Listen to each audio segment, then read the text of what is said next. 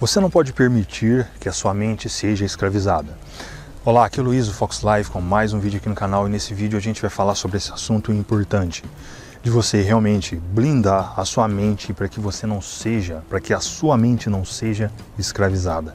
E quando a gente fala de escravizar a mente, a gente está falando basicamente de você não ser influenciado por uma comunicação externa, por algo que realmente quer manipular não só a sua mente, como também o seu comportamento, quer controlar os seus medos, quer fazer com que você se torne um cidadãozinho medroso, que você obedeça às leis vindas de fora, vindas de entidade que nós não conhecemos, de pessoas que administram essas entidades que nós não conhecemos. Isso é fato e a gente pode até olhar para a história da humanidade, a gente vai perceber que em alguns momentos houve algumas revoluções, como a Revolução Francesa, como a Revolução Russa e outras revoluções que ocorreram. E nessas revoluções o que houve foi, a gente pode perceber que houve, de um lado, pessoas revoltadas com o sistema, pessoas que querendo, de repente, a cabeça de um rei, de um governante, e assim, houve toda aquela destruição, houve toda aquela coisa horrível, terrível, que ficou registrado na história. Então a gente precisa olhar para a história e perceber que essas revoluções, elas podem realmente atrapalhar o desenvolvimento da humanidade. E em resposta a essas revoluções surgem as contra-revoluções, ou seja, pessoas mais conservadoras, pessoas que querem manter a ordem no mundo, pessoas que querem sim a tecnologia, as pessoas querem usufruir sim da tecnologia, mas mantendo os princípios, mantendo a normalidade, mantendo aquilo que trouxe a humanidade até neste ponto. A essas pessoas, como eu disse, a gente dá o nome de conservador. Se você é uma pessoa que acredita que as bases da humanidade devem permanecer, ou seja, comportamentos, a religião, os valores judaico-cristãos ou as intenções judaico-cristãs, elas devam permanecer, significa que você é uma pessoa conservadora. Não só a intenção judaico-cristã, mas também a filosofia grega e também a lei romana, o direito romano. Esses três pilares são a base do Ocidente. E quem falou muito bem disso foi o Dr. Ítalo Marcilli, na última live, na última aula de psicologia que ele está ministrando aqui no YouTube. São aulas gratuitas, eu sugiro até fortemente que você assista a essas aulas, porque isso vai fazer com que você realmente encontre uma estrutura interior, encontre uma ordem para que você possa continuar produzindo, vivendo sem que a sua mente seja escravizada. E é disso que se trata. E quando nós falamos de mentalidade revolucionária, inclusive quem deu essa distinção, quem deu esse conceito de mentalidade revolucionária foi o professor Olavo de Carvalho, e ele descreve muito bem em diversos vídeos, já escreveu livros sobre isso. Existem aqui no YouTube mesmo, você pode pesquisar do que se trata a mentalidade revolucionária. E basicamente, para que as pessoas sejam controladas, o principal, não só isso, mas também outras coisas que um revolucionário precisa fazer.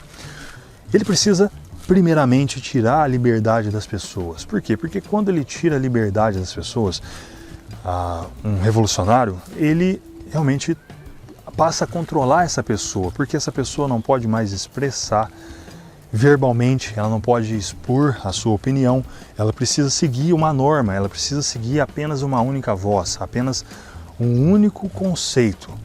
Então, quando isso acontece, acaba sendo eliminado o conceito dialético. Por quê? Porque a dialética é uma via de dois caminhos, é uma forma de analisar um fato concreto, tendo praticamente dois olhares, tanto no ponto positivo quanto no ponto negativo. Então existe ali a contrapartida, existe ali algo que precisa realmente ser debatido. Mas quando existe apenas uma única voz, esse debate ele some, e aí uma única voz passa a ser hegemônico. E é isso que ocorreu aqui no Brasil, não só no Brasil, mas houve sim esse movimento revolucionário que ao longo dos anos foi realmente fazendo com que apenas uma única voz fosse expressa, fosse ouvida. E hoje a gente está nesse estado de coisas Vemos aí diversas leis, diversos órgãos internacionais aí gerando leis sem consultar a opinião pública. Eles acabam se colocando numa posição de semideuses. Isso é muito perigoso, isso escraviza a mente das pessoas. E outra característica da revolução, né, de uma mentalidade revolucionária, é que aos poucos os revolucionários eles vão tirando a inteligência das pessoas. Eles começam com uma narrativa tão absurda, tão contraditória, que faz com que as pessoas deixem de pensar, deixem de usar o raciocínio. Então a gente não pode permitir que isso aconteça. Se você me segue, se você é uma pessoa que acredita, né, nesses conceitos, nisso que eu estou trazendo aqui, talvez você tenha um viés mais conservador, né? Talvez você seja uma pessoa até mais alinhada à direita. E eu sei que muitas pessoas direitistas que acompanham o meu canal, elas vão entender isso de primeira. Por quê? Porque eu acredito que a maioria dessas pessoas estão ligadas, estão antenadas, elas estudam, elas leem biografias de grandes personalidades, pessoas importantes que tiveram um papel essencial na história para que as pessoas fossem libertas. E uma dessas pessoas, inclusive até outro dia, até publiquei lá no meu Instagram, não só no meu Instagram, ou no meu Facebook, eu não me lembro exatamente aonde, mas eu já publiquei diversas frases de Winston Churchill. Né? Winston Churchill foi o primeiro-ministro da Inglaterra, né? E ele teve um papel fundamental na luta contra o nazismo naquele momento, né? Na Segunda Guerra Mundial, e ele ficou conhecido como ser um grande estadista, né? Defendendo ali a sua pátria, não só a sua pátria, mas também outros países alinhados com a Inglaterra. E o Winston Churchill, embora algumas pessoas dizem que ele é um personagem tanto quanto controverso, mas ele tinha uma clareza de valores, ele tinha uma personalidade madura, ele tinha realmente um poder de decisão extraordinário, coisa que falta na maioria dos governantes. Eu não digo aqui no Brasil, né, mas em outros países a gente vê aí pessoas sem essa maturidade, sem esse peso na personalidade delas. Elas apenas tomam decisões baseadas naquilo que lhes convém no momento, algo que vai gerar prazer para elas, sem levar em consideração algo que seja benéfico não só para elas, mas também para a nação, para outras pessoas. Então essas pessoas, elas lutam contra a escravidão da mente de outras pessoas. Por quê? Porque uma pessoa que defende a liberdade de expressão, ela é uma pessoa que está vendo os dois lados.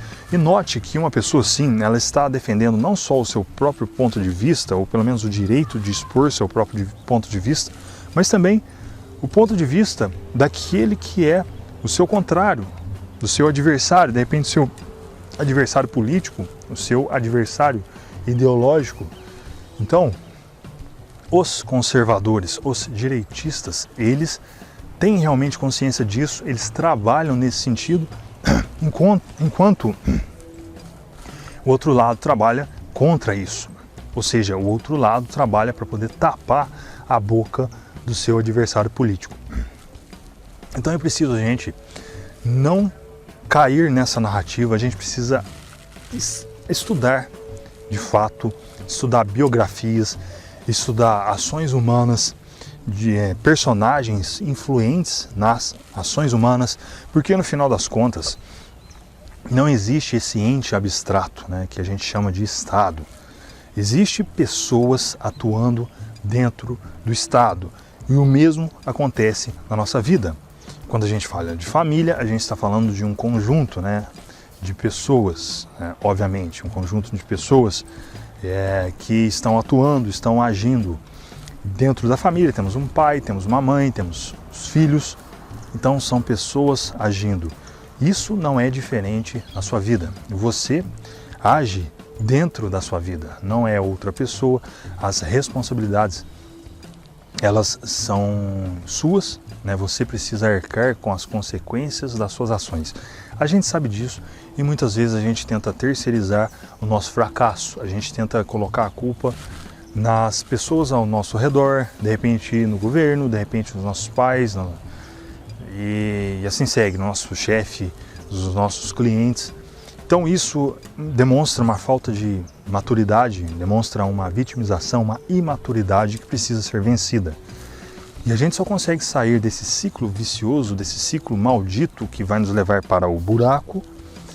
A gente só consegue sair disso a partir do momento que a gente toma consciência da vida adulta, daquilo que a gente precisa fazer, do nosso dever de Estado, das posições ou da posição que a gente ocupa. Então, se você tem uma profissão, você precisa sustentar essa profissão, você precisa atuar dentro da sua área.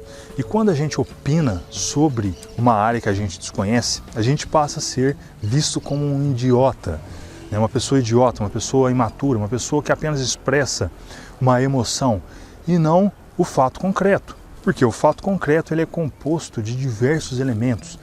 Para eu estar aqui, por exemplo, gravando esse vídeo, foi preciso eu ter essa câmera, né, esse celular que está me gravando agora, um gravador de voz. Você não consegue ver o gravador, mas ele está aqui.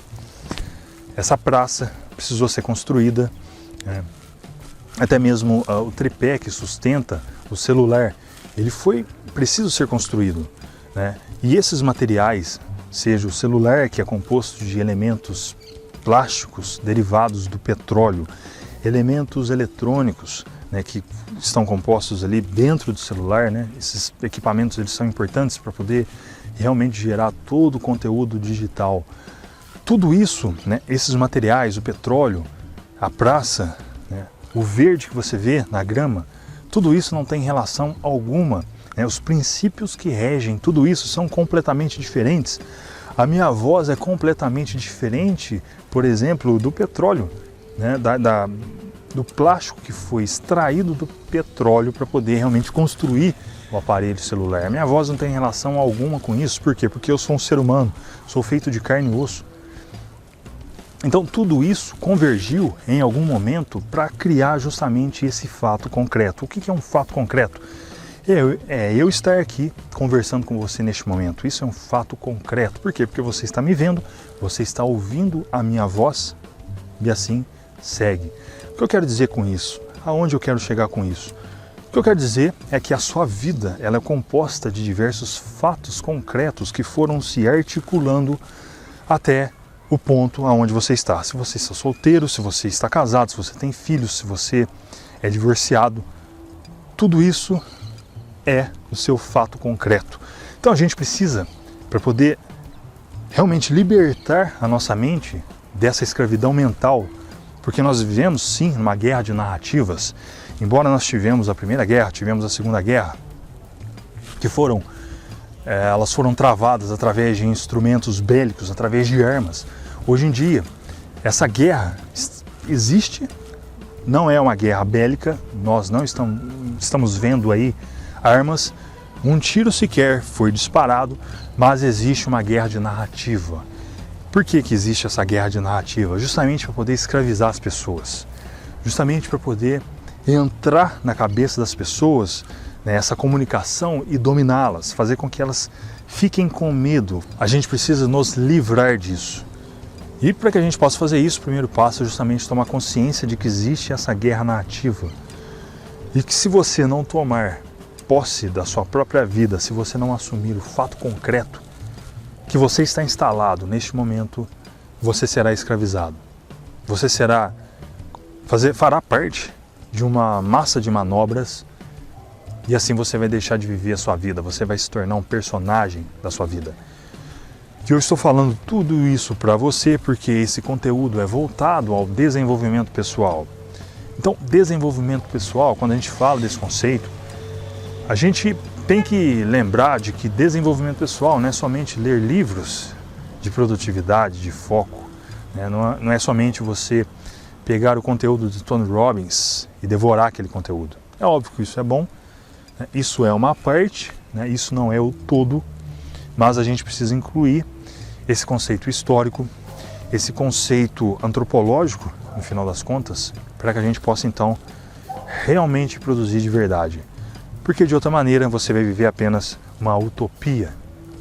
Você vai viver dentro de uma bolha onde algum coach vai surgir, vai falar para você que você deve pensar positivo, que você deve ser uma pessoa otimista, de que você deve sorrir todos os dias.